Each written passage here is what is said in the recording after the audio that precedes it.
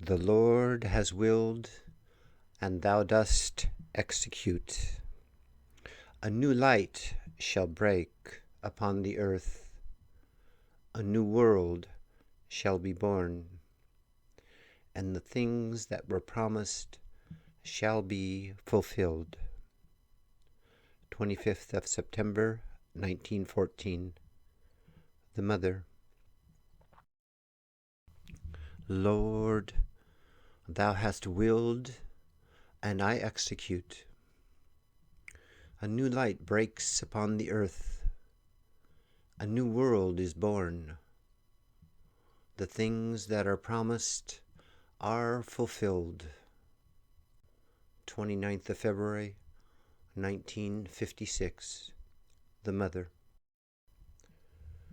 The manifestation of the supramental upon earth is no more a promise, but a living fact, a reality. It is at work here, and one day will come when the most blind, the most unconscious, even the most unwilling shall be obliged to recognize it. 24th of April, 1956. The Mother. Open yourself to the new light that has dawned upon earth, and a luminous path will spread in front of you. 28th of May, 1956. The Mother.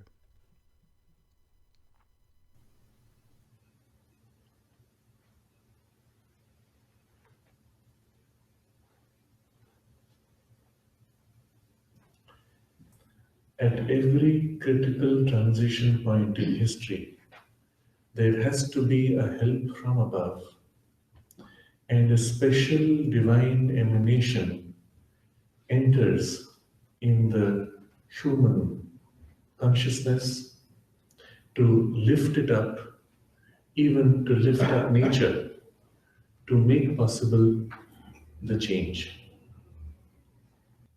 Once in a while, there are the great transitions where the whole direction of human evolution is changed, or a new consciousness not so far present on earth must now be established and awakened in human evolution. The transition from the ape to the human was one such.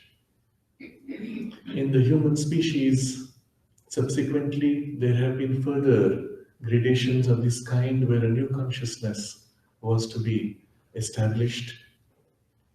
Sri Rama was an avatar to establish on earth the sattvic mind, to set in human life the higher sattvic standards, to awaken in the human mind the higher sattvic ideals, and to give human evolution an impetus in that direction. A push and a direction set perhaps 9,000 years ago, which is still impacting the values of human society all over the earth. Sri Krishna established on earth the over-mental consciousness, the consciousness and the principle of Ananda, and the result of that is still impacting the human consciousness and the possibilities of the heart and the relationship with the divine through love. And so the work of the avatar is not only for humanity, but for a time ahead, an entire age and era is defined, and a direction set for in-evolution. Necessarily, when the time comes for the supramental consciousness to be established in humanity, a similar avatarhood becomes necessary. The role of the avatar is to take on the human body with all the difficulties of the human consciousness and human nature, struggle through them to hew a way out and awaken in that human substance this new higher consciousness and establish it, not only in his individual body, but through his contact in the human consciousness with the whole humanity, to establish it in humanity. It does not mean everybody feels its impact immediately. In the time of Sri Krishna, not everybody knew or accepted his divinity or understood the nature of the work that he had come to do. And yet, the work was done.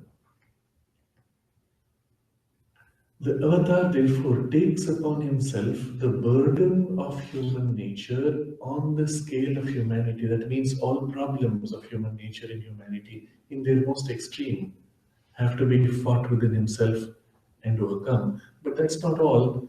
The new consciousness has to be established through him in humanity. And so it is we find in the work of Sri Aurobindo and the Mother this task. In the early stage of Sri Aurobindo's yoga, when he formally began the yoga, it was to begin to get power for freeing India.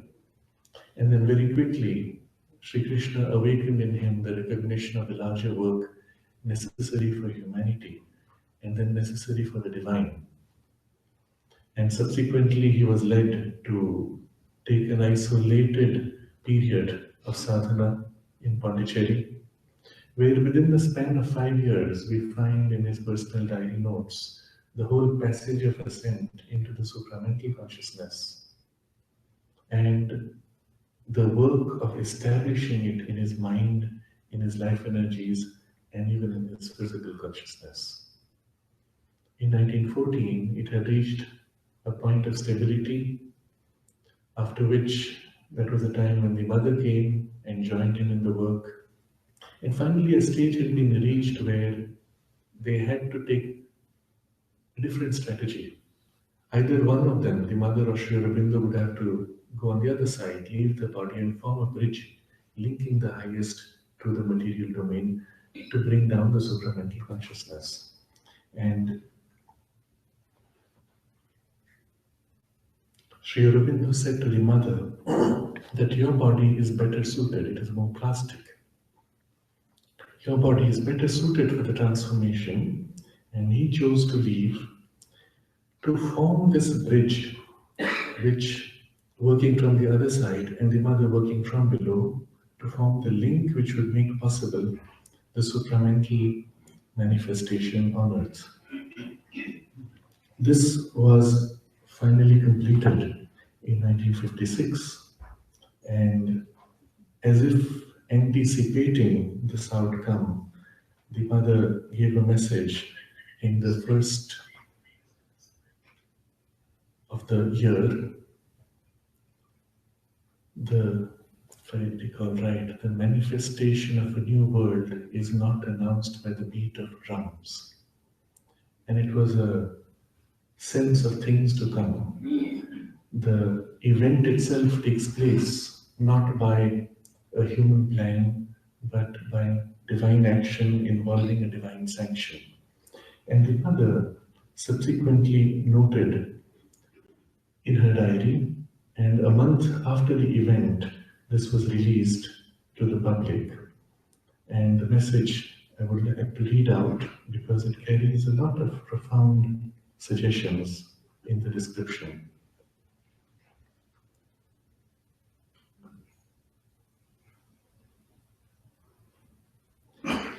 Dated 29th February 1956, during the common meditation on Wednesday.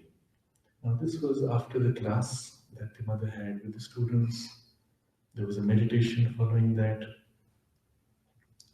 And the event took place during the meditation.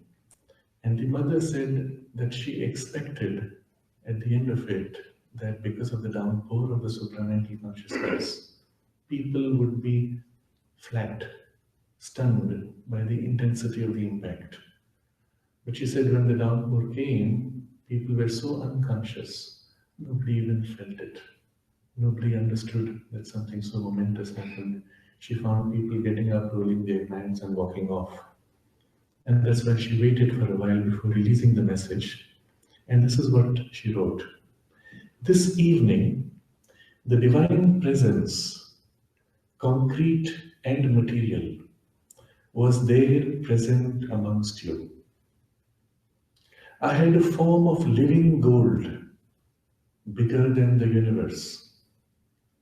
And I was facing a huge and massive golden door which separated the world from the divine. As I looked at the door, I knew and willed in a single movement of consciousness that the time has come. And lifting with both hands a mighty golden hammer, I struck one blow, one single blow on the door, and the door was shattered to pieces. Then the supramental light and force and consciousness rushed down upon earth in an uninterrupted flow. And that is all, the message. When you enter the vital world, you can only interact with the vital world in a body made of vital substance. When you explore the mental worlds, you can only interact with the mental worlds in a body made of mental substance. Just as you can only interact with the physical objects through a body made of physical substance. And when you enter this domain of the overmental and supramental, your body has to be of that substance, form of living gold, bigger than the universe. And I was facing a huge and massive golden door which separated the world from the divine. And why is this door in front of the supramental consciousness? And why does breaking it release the supramental consciousness? And for this, very briefly, we have to look at a text from the Veda. And that's why you see yesterday's discussion is so important. In the text of the Isha Upanishad, verse number 15 goes like this. Let's just read the translation. The face of truth is covered with a brilliant golden lid. That thou remove, O fosterer. Fosterer is translation of Pushan, strength, who is the increaser of light. That is one of the aspects of the golden sun. That thou remove, O fosterer, for the law of truth, for sight. Satya dharmaya, truth law, for sake of truth law, is a literal translation. Drishtaye, for sight, for revelation. And the face of truth, Satyasya mukham, face of truth.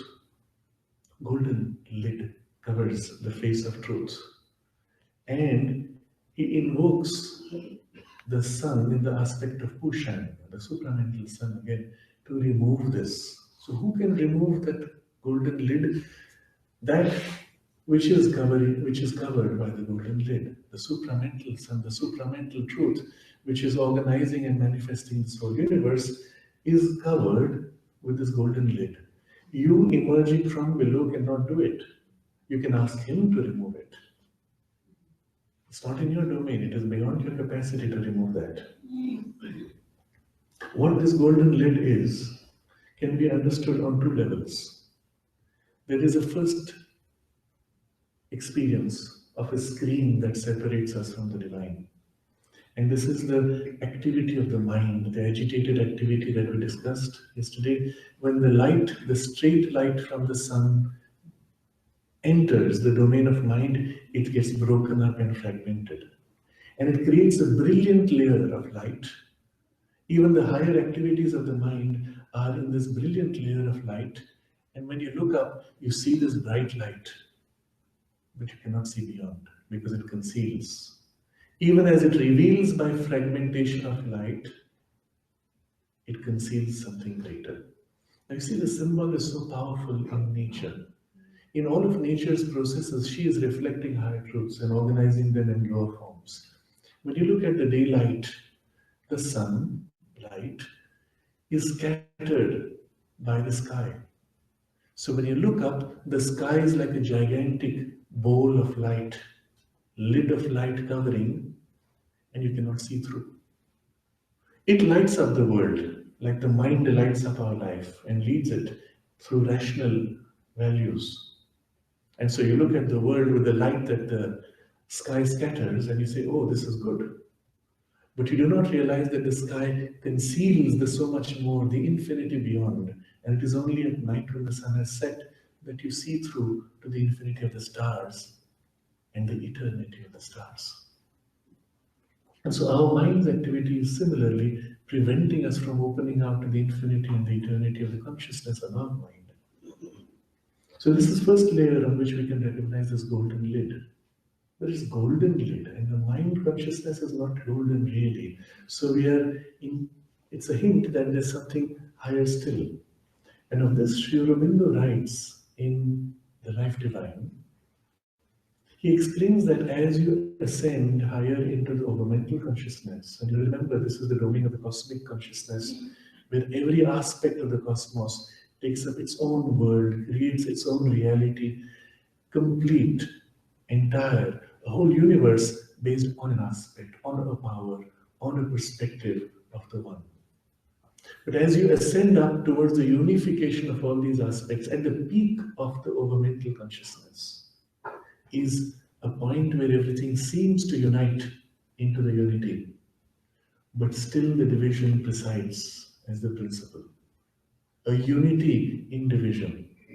And it is so similar to the supramental, which is above in the pure unity, undivided. It is so similar that one can stop there and say, you have reached it. And it is here that we experience the golden lid in its highest station.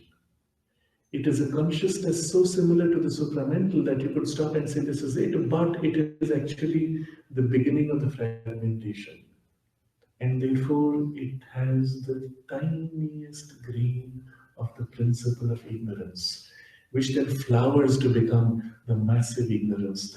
And this is the golden lid, which covers the face of the truth, the pure supramental consciousness, the sun. And it is this which needs to be broken, shattered. Now, this can be experienced on an individual level in the way that you have descriptions of the Vedic rishis ascending to this and then breaking through. Crossing the gates of the sun is one of the descriptions. But this has to be done for humanity, for the universe. And it is this which she is describing as the gate, the gigantic gate. And let's just read a little bit more from the Isha. What happens when this lid is shattered, when you ask for the lid to be removed? The next verse, verse 16, O fosterer, O soul seer, O ordainer, O illumining sun, O power of the Father of creatures, marshal thy rays, draw together thy light, the luster which is thy most blessed form of all. That in thee I behold, the Purusha there and there, he am I. There is this marshalling of all the rays, and all the fragmented rays of light are brought together and aligned and brought into the unity. And the result is you see the highest status of the divine consciousness and its effect in the Rishi, the Purusha there and there, he am I. In Sanskrit, Yosa Vasau Purusha, whoever is the person everywhere, Sohamasmi, he am I. One awakens into that consciousness of unity, seeing one's self in all things, in all beings. So we go back now to the text of the mother's description. I was facing a huge and massive golden door which separated the world from the divine. As I looked at the door, I knew and willed in a single movement of consciousness. Knew and willed. Knowledge and will uniting in a single movement is not possible in the human consciousness. You know, and then you can will. But the part which wills and the part which knows are different. And therefore, there's always a conflict. Although I know what I should do, I'm unable to act. Or the will moves by an instinct. I find myself doing something, although I know I should not do it. The division of will and knowledge is throughout the divided consciousness. It is only as you ascend into the supramental consciousness that knowledge will unite to become a single movement. What you know is what you are, is what you become, and the willing is a spontaneous outcome of the knowledge. It is knowledge moving as force of action. It is force that is the knowledge. And that only exists in the supramental consciousness. And it is in this condition that I knew and willed in a single movement of consciousness that the time has come. And lifting with both hands a mighty golden hammer, also symbolic, the two hands representing two different aspects of our consciousness. I struck one blow, one single blow on the door, and the door was shattered to pieces. The result is the consciousness above pours down, the supramental light, force, and consciousness, rushed down upon earth in an uninterrupted flow. And this, remember, as a consciousness, it is a consciousness of infinity, of eternity, of omniscience, of omnipotence. And as it pours down in this way, it's like an ocean, a tsunami rushing upon the earth. What would happen? You would expect things to shatter. And when she opened her eyes, she expected people to be lying flat from the impact. But she said, the dullness of human nature is so great that it did not even register. And she explains in some other conversations later that unless one has developed in oneself something which can recognize those ranges of consciousness, one would never know it.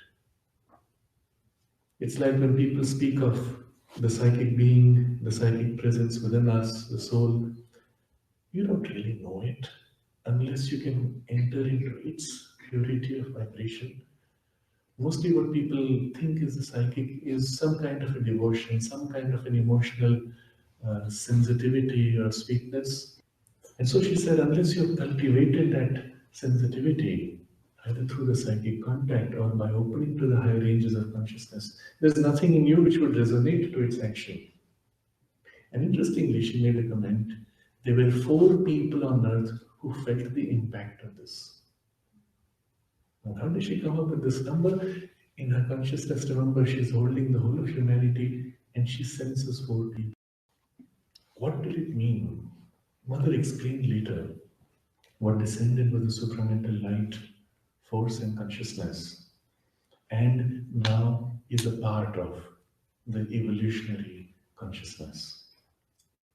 It means whether we make the effort consciously or not, this force is active as a principle of evolution. Just as there had to be a point of transition where the mind consciousness descended and became an active force in evolution.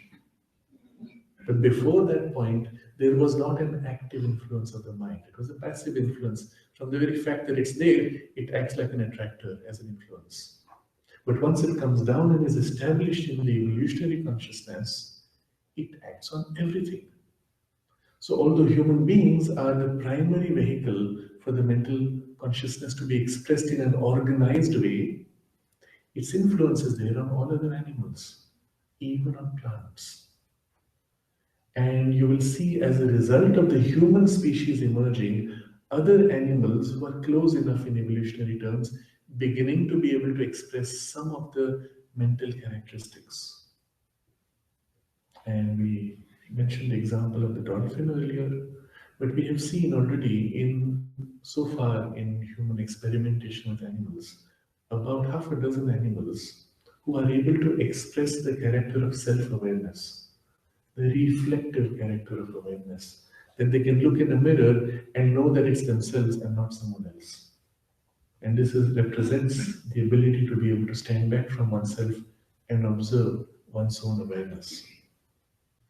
Elephants, some of the apes, chimpanzee and apes, I believe dolphins and a few others recently have been discovered to have similar character. But even within them, you will see a furthering of an evolution, often through human contact, especially through pet dogs, pet horses, sometimes pet cats, who have a strongly individualized consciousness. Through repeated contact with human beings, they develop characteristics of something of the rational mind, which is often so sophisticated that you can almost say they're thinking like us, only they can't speak like us. And often that's the precursor for them to be ready to take a human birth. In more recent times, we find human beings consciously trying to engage with the apes, teaching them sign language, communicating them in sophisticated ways. And all of this has an impact on the species consciousness and its evolution. I recently read of a research that they discovered for the first time certain monkey species beginning to use tools, which they've never done as a species before. And all of these are side effects of the mental consciousness being established as an evolutionary principle in the human being. An equivalent thing happens once the supramental consciousness is established as an evolutionary principle. Its first action in the higher parts of humanity, which is more awake, more conscious, more open and aspiring to things divine. But for the rest of humanity also, its effect begins to act. And one of the results will be a great amplification of the higher possibilities of the mind, a great opening to intuitive tendencies in the human consciousness.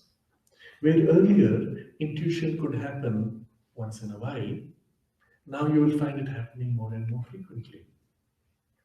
Where earlier synchronicity was occasional, now you will find synchronous events taking place more and more frequently.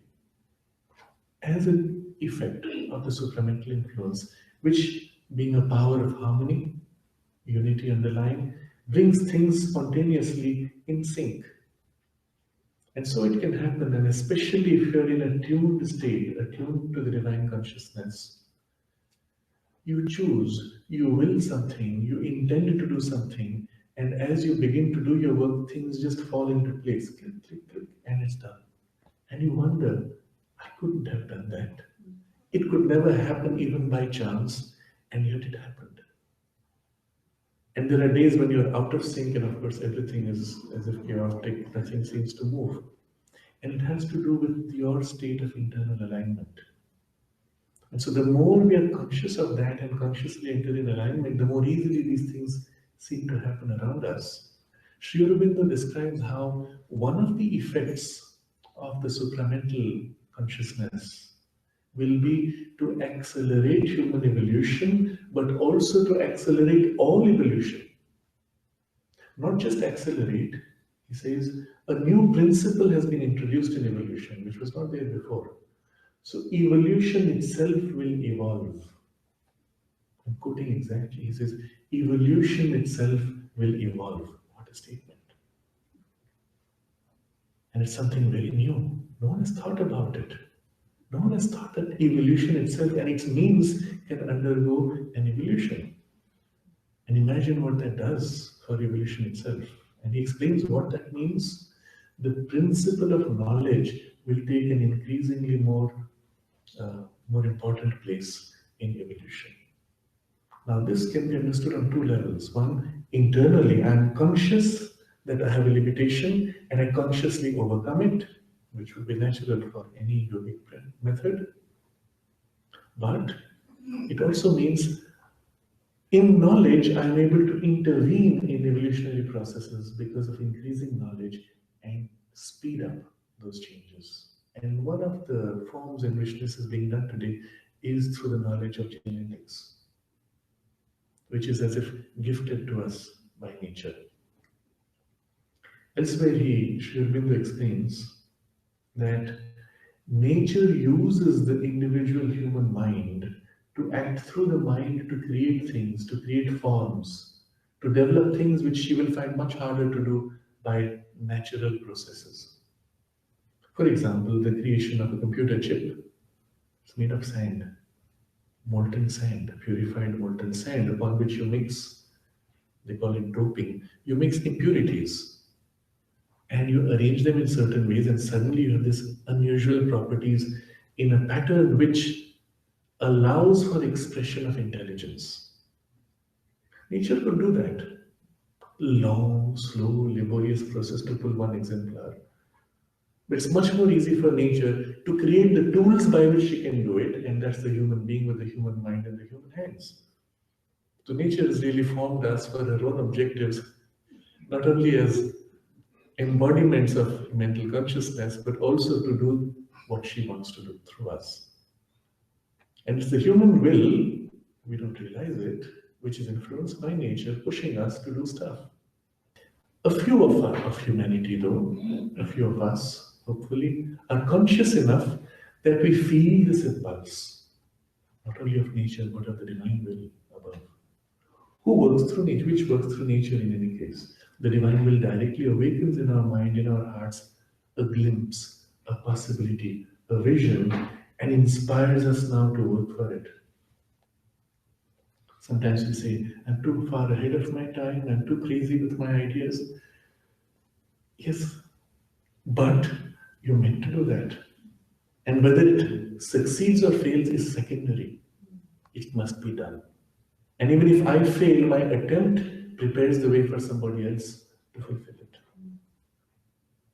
And you're inspired for a reason, because you're ready for it. You're the right person at the right time. And if you follow the inspiration, things fall into place and it happens. Not by your effort, but by that action which works through you, and you become an instrument. And so, in this new awakening of possibilities, the power of knowledge is now activated in evolution in a way that it can speed up evolution, including through means of genetic intervention. And it's a gift given, which we can, of course, misuse, and we will misuse as we have misused all things, but we will also use rightly as we proceed. And so, Sri Aurobindo gives a very interesting description of all the kinds of changes which are inevitable with this development. But subsequently, where does it go to? Just as the substance of matter was taken up by life to make living matter, which is the tissue of plants, and then the substance of living matter was taken up by mind to make conscious living matter, which is the tissue of our body. So too now, a higher consciousness takes up this substance and makes it divinized, superconscious living matter.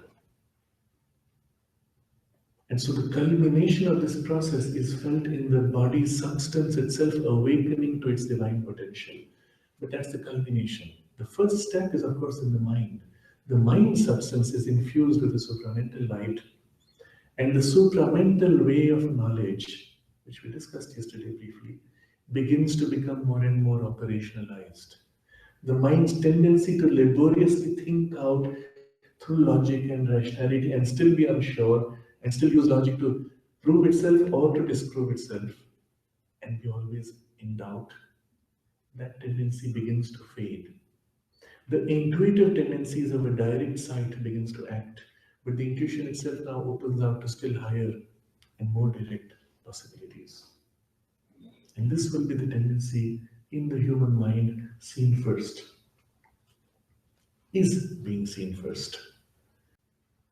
In the human species itself, there is an acceleration of evolution. You see, little children today are more conscious than we were at their age.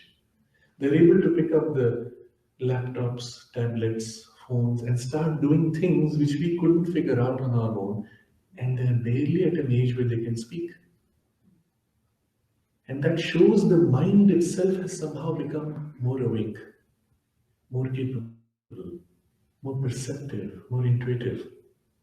The genius potential, which we discussed yesterday, is naturally being increased in effortlessly. But at a biological level, also something is changing. Its first sign is part of the evolution which would take place after birth is now being squeezed into the womb. I'm going to give this a context. If you observe the fetus in the womb, it starts with a single cell, protozoa. becomes a cluster of cells, and then becomes like a tadpole, then becomes like a frog, then becomes like a cat or baby monkey, and then forms into the human. It's as if it's replicating the whole journey of evolution, squeezed down into 9 months, and then stuff after birth.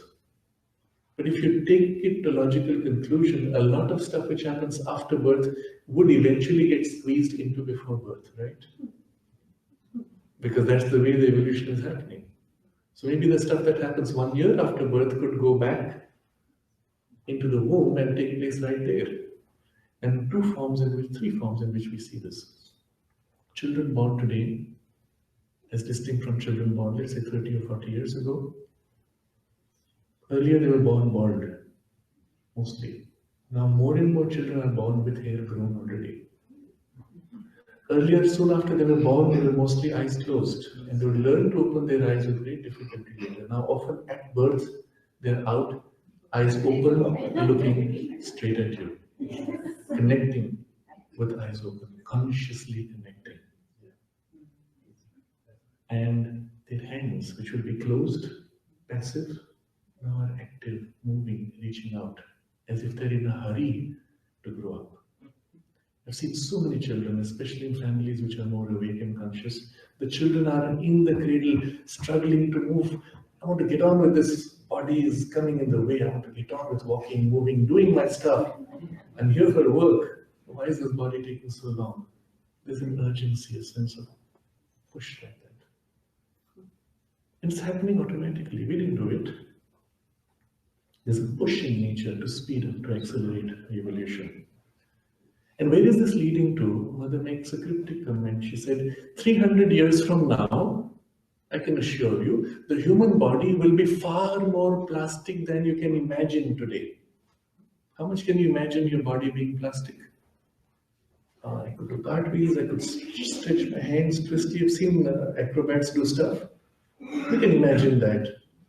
What is it that you can't imagine? That's as far as the human body can go.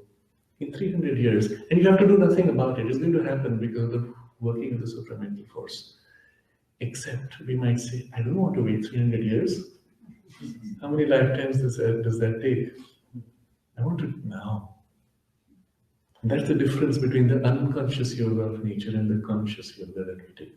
And then in one of the cryptic conversations, she says, there has to be a means found to be able to continue the consciousness across 1 or 2 births.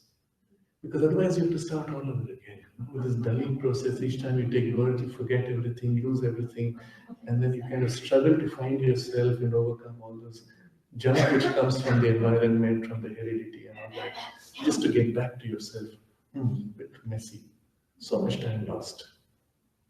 There has to be a way, she says, of continuity of consciousness into the next life, so that the work you have achieved now can continue exactly where you left off without having to struggle with all this. What it means when you have this sense of continuity across lives, it changes your whole perspective. But it already requires a certain level of development that you're able to let go of the past. The reason why nature blocks memories is because we don't want the junk from the past to come up. Past hatreds, angers, habits, obsessions, addictions, all of these can pop back with the memory. And you want to start fresh, you want a different personality, a different experience. So there has to be a certain maturity of the soul and readiness that can allow for a continuity and even perhaps a selective continuity, that your purpose is fulfilled but you are not stuck with. But this is tending to happen more and more. And I'm looking at these more as effects of the action of the supramental consciousness. We will look at other effects, social, political, technological, economic, etc., in detail tomorrow because that's the theme. But I just want to conclude by showing how what happened in 1956 is a decisive turning point.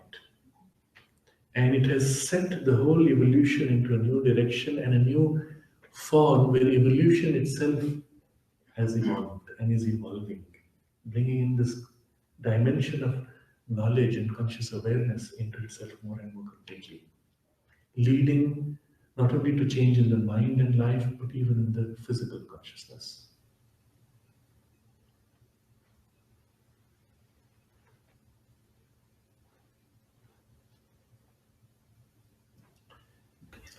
There are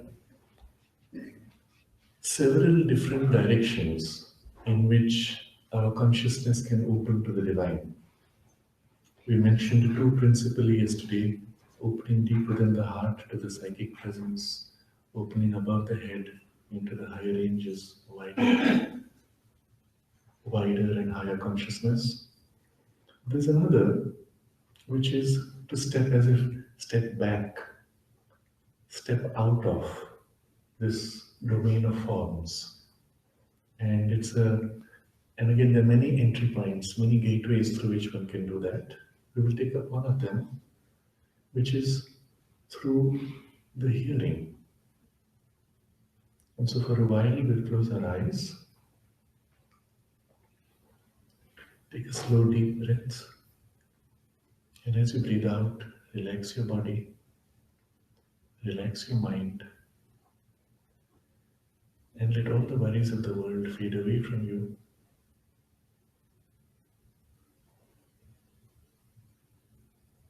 Becoming conscious of your hearing, listen.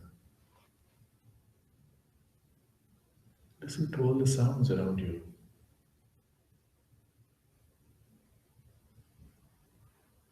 The breathing of people, the sounds of air conditioning perhaps,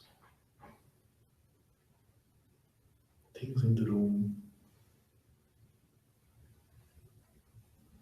things faintly outside the room perhaps.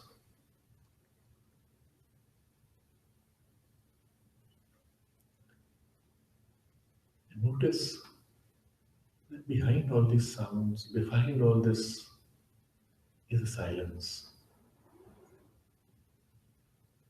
Listen to the silence.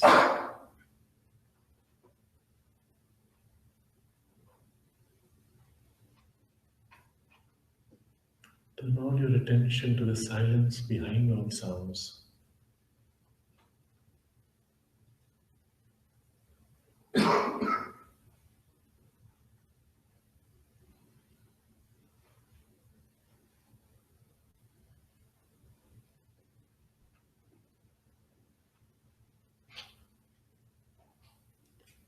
And notice the silence itself is wide, vast.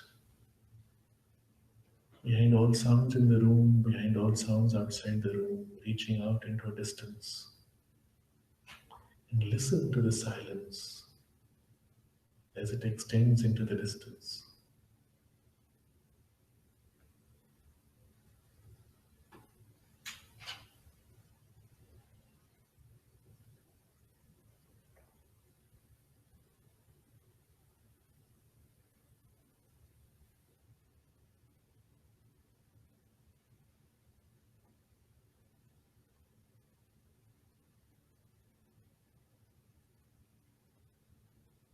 Let your awareness drift into that wide silence, merge into that wide silence that supports from behind all sounds of the world.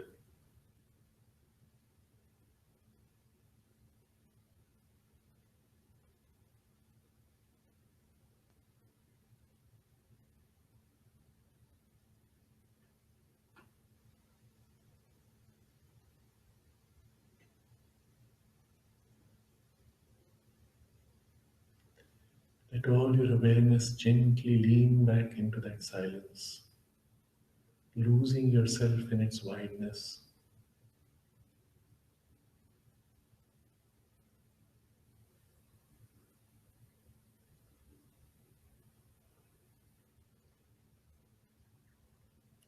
Let all form and world fade away from you as you merge into that silence, vast, infinite.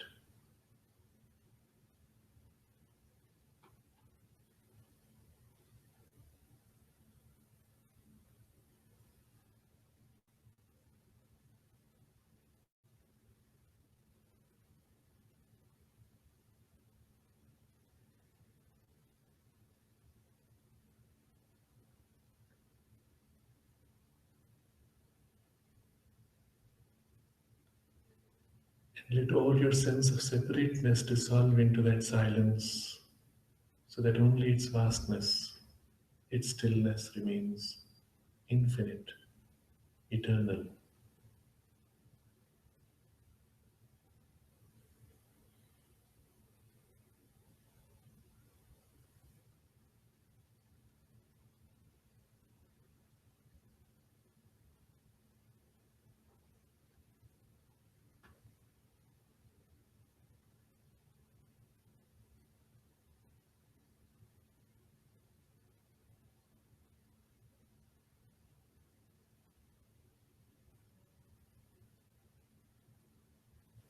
Let yourself gently drift deeper into this oceanic silence,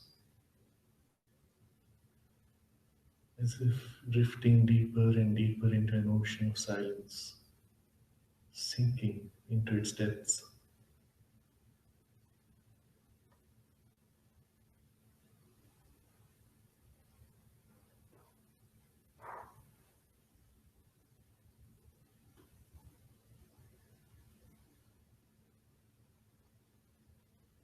And as you sink deeper into this silence, you let yourself merge into it, dissolve into it, lose all sense of separateness.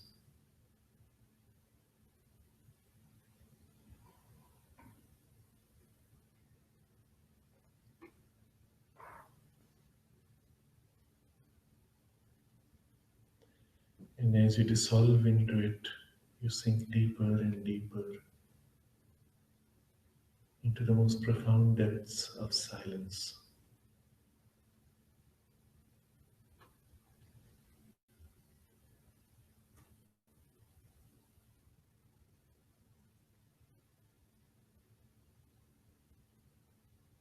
All the world fades into the distance as you enter this deep, dense silence, sinking deeper and deeper into it.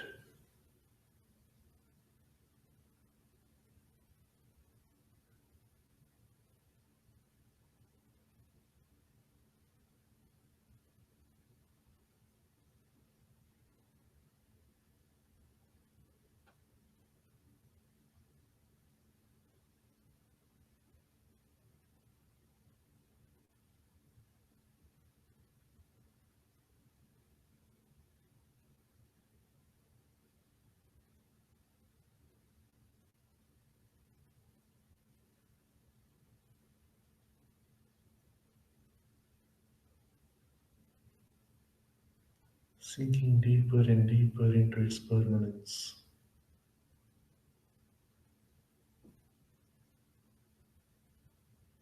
sinking into this silence,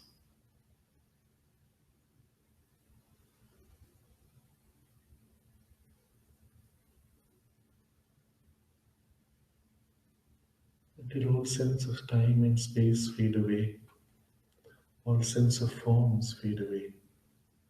There is only silence.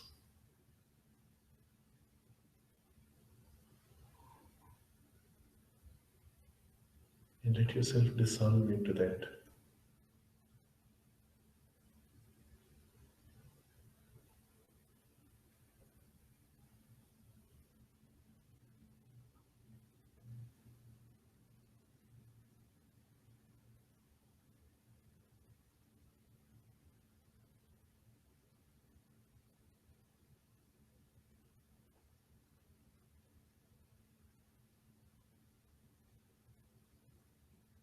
Remain immersed in that.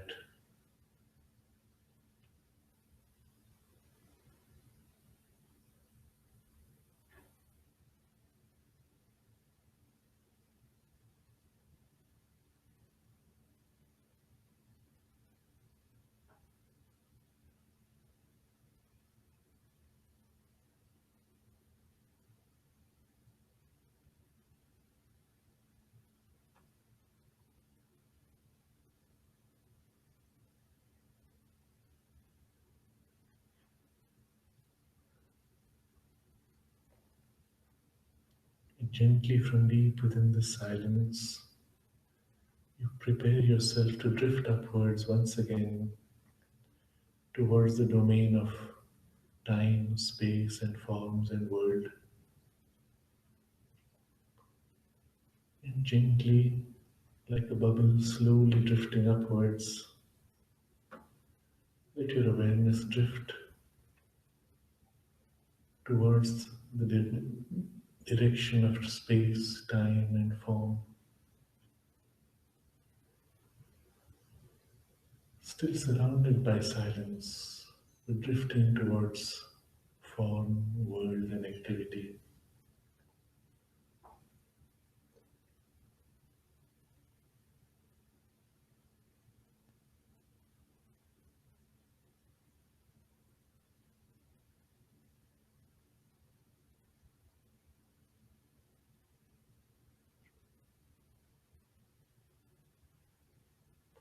Till you feel yourself once again aware of things of the world, things of space and time and form. But briefly now you turn back, drift back, turn inwards, and plunge deep once again into the silence, leaving behind the world of space and time and form. Plunging rapidly, deeply into the silence, into its depths. Drift back, sink deep, deep, deep.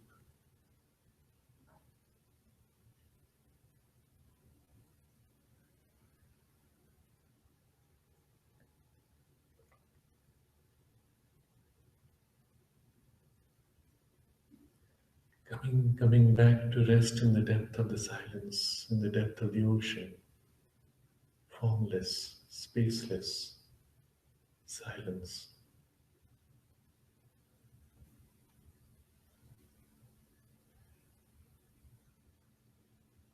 Remain immersed in that.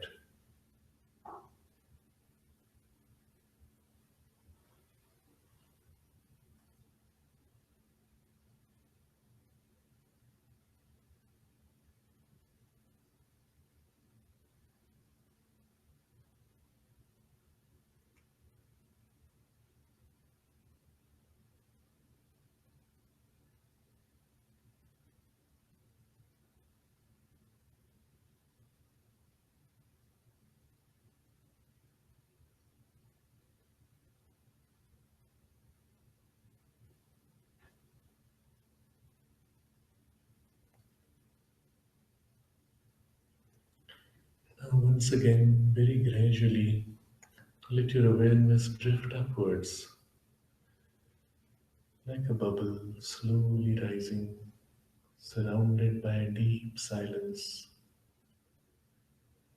gently drifting upwards, outwards, towards the surface of this ocean, towards the domain of space, time, form, world,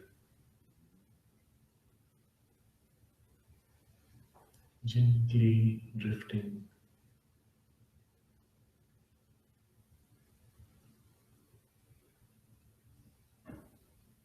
emerging slowly from the depth of silence, becoming conscious of things of the world.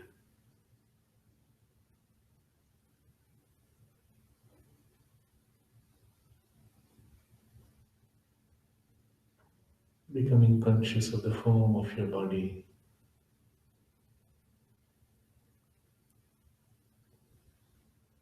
becoming conscious of the sounds that play on the surface of the silence,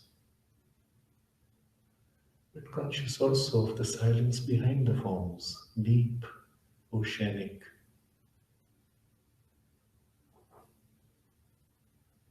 Remain for a while in this halfway state where you're conscious of both equally.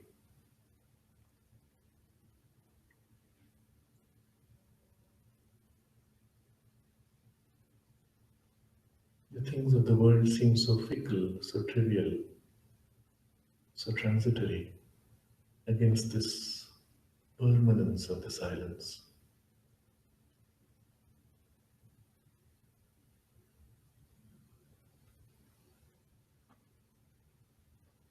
But now gently we enter the domain of life, the domain of form, the things of the world. But we will keep the backdrop of this silence as our support, as our foundation.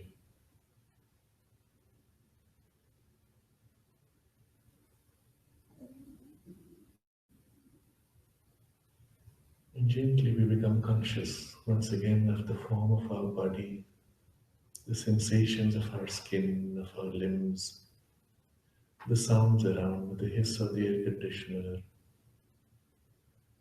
And gently let your awareness settle once again in awareness of body, mind, sensations, senses. Perhaps you feel still the silence like a backdrop, a vast backdrop supporting the whole universe, supporting you and your little bubble of personality. And try to retain this awareness even afterwards. You will find you only need to close your eyes to feel it once again because it is always there, behind you, behind all things.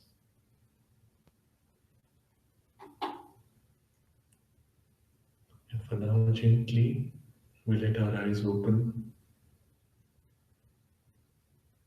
And with our eyes open, remain conscious of the intense silence surrounding, supporting from behind all things.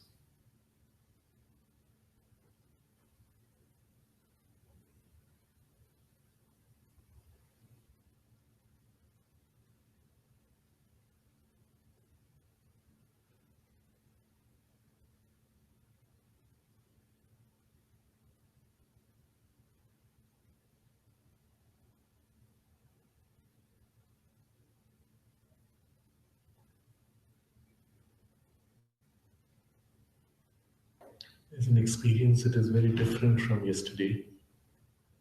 It is more an aspect of the negation of forms, standing behind, free of all forms, all limitations. Whereas yesterday's was more the power of the peace, the force and concreteness of the peace, affirming. This is as if standing back in freedom, denying limitation of form. And these are two complementary experiences. Both are powers of the self. One is peace of the self, the other is silence of the self. And the entry into the silence of the self is more naturally leading to a nirvanic kind of experience, where the world itself becomes irrelevant. Perhaps you felt briefly how one could stay in that without bothering about anything. When the peace affirms the self and its influence in the world and manifests the power and the knowledge and even the delight of the self, one frees you, liberates you, the other empowers you to manifest. Both are complementary experiences.